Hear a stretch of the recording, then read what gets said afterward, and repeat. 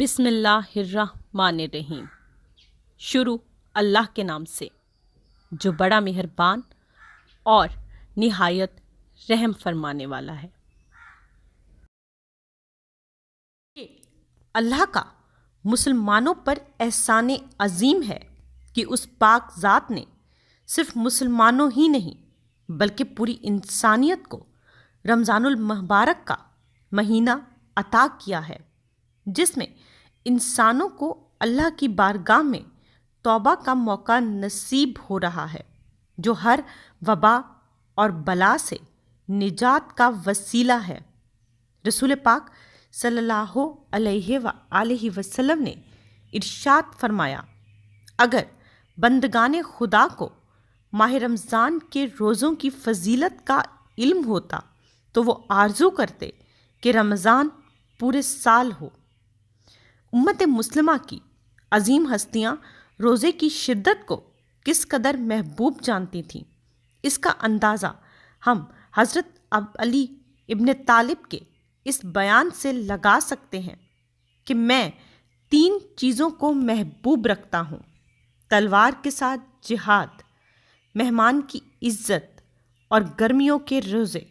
حضرت فاطمہ رضی اللہ تعالی عنہا ارشاد فرماتی ہیں کہ اللہ تعالیٰ نے روزے کو فرض کیا ہے تاکہ لوگوں میں اخلاص قائم ہو سکے۔ اسی طرح امام زین العابدین رحمۃ اللہ علیہ فرماتے ہیں کہ ہر شب ماہ رمضان میں اللہ تعالیٰ 70 ہزار گناہ گاروں کو آتش جہنم سے آزاد فرماتا ہے۔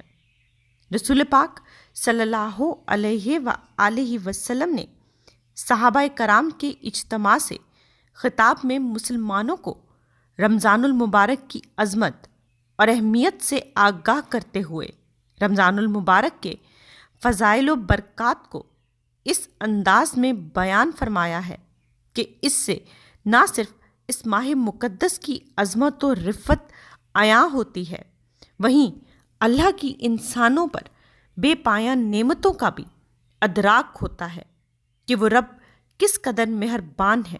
وہ پاک ذات جو اپنی مخلوق کو کامیابی و سرفرازی پر گامزن کرنے کے لیے اس ماہ مقدس میں خیر و برکات کا دہانہ کھول دیتی ہے۔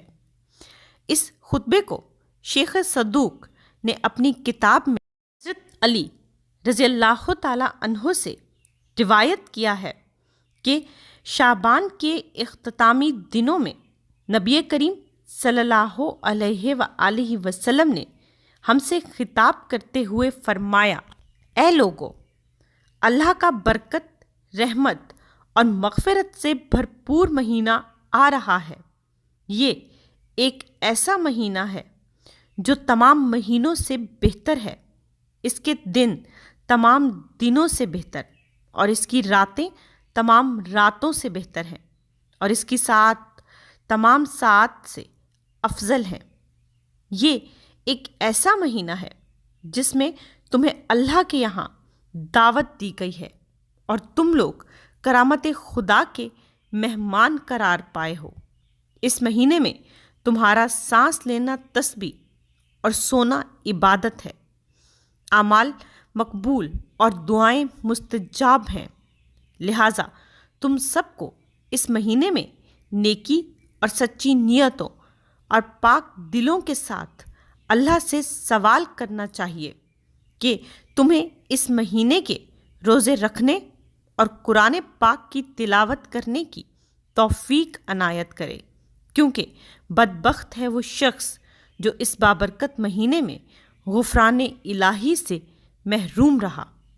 اس مہینے میں روزے کی وجہ سے جو تمہیں بھوک اور پیاس لگتی ہے، اس سے قیامت کے دن کی پیاس اور بھوک کو یاد کرو، غریب اور تنگ دست لوگوں کو صدقہ دو، بزرگوں کا احترام کرو، چھوٹوں پر رحم کرو، رشتہ داروں سے صلہ رحمی کرو اور اپنی زبانوں کو ہر قسم کی برائی سے بچاؤ اور اپنی نگاہوں کو ان چیزوں کی طرف دیکھنے سے بچاؤ جنہیں دیکھنا جائز نہیں، اور اپنے کانوں کو ایسی آوازوں سے بچاؤ جنہیں سننا حرام ہے۔ یتیم بچوں سے ہمدردی اور مہربانی کا برتاؤ کرو، اور جس طرح تم اپنے یتیموں کے لیے مہربانی چاہتے ہو۔ اپنے گناہوں سے اللہ تعالیٰ کی بارگاہ میں توبہ کرو، اور اوقات نماز میں اپنے ہاتھوں کو اللہ کی طرف بلند کرو، کیونکہ اوقات نماز بہترین اوقات ہیں کہ جس میں خداوند عالم اپنے بندوں کی طرف خاص رحمت کی نگاہ سے دیکھتا ہے۔ اس سے مناجات کریں تو جواب دیتا ہے، اسے پکاریں تو لبیک کہتا ہے، اور جب اس سے کوئی چیز مانگیں اور دعا کریں تو قبول فرماتا ہے۔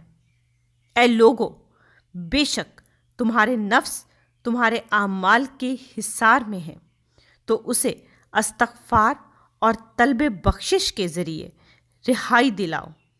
تمہاری پشتیں گناہوں کے بار کی وجہ سے سنگین ہیں، پس لمبے سجدوں کے ذریعے اس وزن کو ہلکا کرو، اور جان لو کہ اللہ تعالیٰ نے اپنی عزت و جلالت کی قسم کھائی ہے کہ وہ نمازی اور سجدہ کرنے والے کو عذاب نہ دے اور آتش جہنم سے نہ ڈرائے، جس دن سب کے سب اللہ تعالیٰ کی بارگاہ میں کھڑے ہوں گے۔ اے لوگو، اگر تم میں سے کوئی اس مہینے میں کسی مومن روزے دار کو افطار کرائے تو خداوند اسے اپنی راہ میں ایک غلام آزاد کرنے کا ثواب دیتا ہے، اور اس کے تمام گزشتہ گناہوں کو بخش دیتا ہے۔ اس وقت آپ سے عرض کیا گیا کہ یا رسول اللہ، ہم سب تو اس عمل کو انجام دینے پر قدرت نہیں رکھتے۔ تو رسول پاک صلی اللہ علیہ وآلہ وسلم نے فرمایا، اپنے آپ کو آتش جہنم سے بچاؤ، اگرچہ نصف خرما سے ہی کیوں نہ ہو۔ اپنے آپ کو جہنم کی آگ سے نجات دو، اگرچہ ایک گھونٹ پانی سے ہی کیوں نہ ہو۔ اے لوگو، تم میں سے جو کوئی اس مہینے میں اپنے اخلاق کو اچھا اور نیک کرے گا تو وہ آسانی سے پل صراط عبور کرے گا، کہ جس دن لوگوں کے قدموں میں لغزش ہوگی۔ اور جو کوئی اس مہینے میں اپنے ماتحت سے نرمی کرے گا تو خداوند قیامت کے دن اس کے حساب میں نرمی کرے گا۔ اور اگر کوئی اس مہینے میں دوسروں کو اپنی اذیت سے بچاتا رہے گا تو قیامت کے دن اللہ اس کو اپنے غیظ و غضب سے محفوظ رکھے گا۔ اگر کوئی اس مہینے میں کسی یتیم پر احسان کرے گا تو خداوند قیامت کے دن اس پر احسان کرے گا۔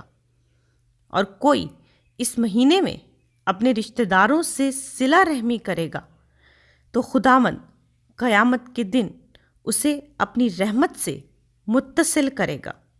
اور جو کوئی اس مہینے میں اپنے رشتہ داروں سے قطع تعلق کرے گا تو خداوند قیامت کے دن اس سے اپنی رحمت کو قطع کرے گا۔ جو کوئی اس مہینے میں مستحب نماز بجا لائے گا تو خداوند اسے جہنم سے نجات دے گا۔ اور جو کوئی اس مہینے میں ایک واجب نماز پڑھے گا تو اس کے لیے دوسرے مہینوں کی میں 70 نمازیں پڑھنے کا ثواب دے گا۔ اور جو کوئی اس مہینے میں مجھ پر زیادہ سے زیادہ درود بھیجے گا تو خداوند قیامت کے دن، جس دن لوگوں کے اعمال کا پلڑا ہلکا ہوگا، اس کے نیک اعمال کے پلڑے کو وزنی کرے گا۔ اور جو کوئی اس مہینے میں قرآن مجید کی ایک آیت کی تلاوت کرے گا، اسے دوسرے مہینوں میں ختم قرآن کرنے کا ثواب ملے گا۔ اے لوگو، یقیناً اس مہینے میں جنت کے دروازے کھول دیے گئے ہیں۔ اپنے پروردگار سے درخواست کرو کہ اسے تمہارے اوپر بند نہ کرے، اور جہنم کے دروازے اس مہینے میں بند کر دیے گئے ہیں۔ اپنے پروردگار سے درخواست کرو کہ تمہارے لیے انہیں نہ کھولے، اور شیاطین اس مہینے میں باندھے گئے ہیں۔ اپنے رب سے درخواست کرو کہ انہیں تمہارے اوپر مسلط نہ کرے۔ رسول پاک صلی اللہ علیہ وآلہ وسلم کے خطبے کی ایک ایک سطر مایوسیوں میں گھری انسانیت کے لیے روشنی کا چراغ ہے، اور اس بات کو واضح کر رہی ہے کہ ہمیں اپنے اعمال و کردار، افکار و گفتار اللہ کی مرضی اور احکام کے مطابق ڈھالنے ہوں گے۔ صحابہ کرام کی تعلیمات کے مطابق مسلمانان عالم کو اس ماہ مقدس میں اللہ کی بارگاہ میں گڑ گڑا کر گناہوں سے تائب ہونا ہوگا، اور اپنے کردار عمل کو دین کا پابند بنانے اور محرمات سے بچنے کا عہد کرنا ہوگا۔ اللہ نے ماہ مبارک میں رحمت، برکت، استغفار اور عذاب سے نجات کا وعدہ کر رکھا ہے، اور یہ نبی کریم صلی اللہ علیہ وآلہ وسلم کی بشارت ہے کہ اس مہینے میں اللہ پکارنے والوں کو جواب دیتا ہے۔ یقیناً جب اس ماہ مقدس میں اللہ کی بارگاہ میں لب فریاد کریں گے، ہاتھ پھیلیں گے، جھولیاں دراز ہوں گی، تو خداوند عالم کی نعمات و برکات کا ابر ضرور برسے گا، اور مایوسیوں کی گھٹاؤں سے ضرور نجات ملے گی، انشاءاللہ۔ آمین۔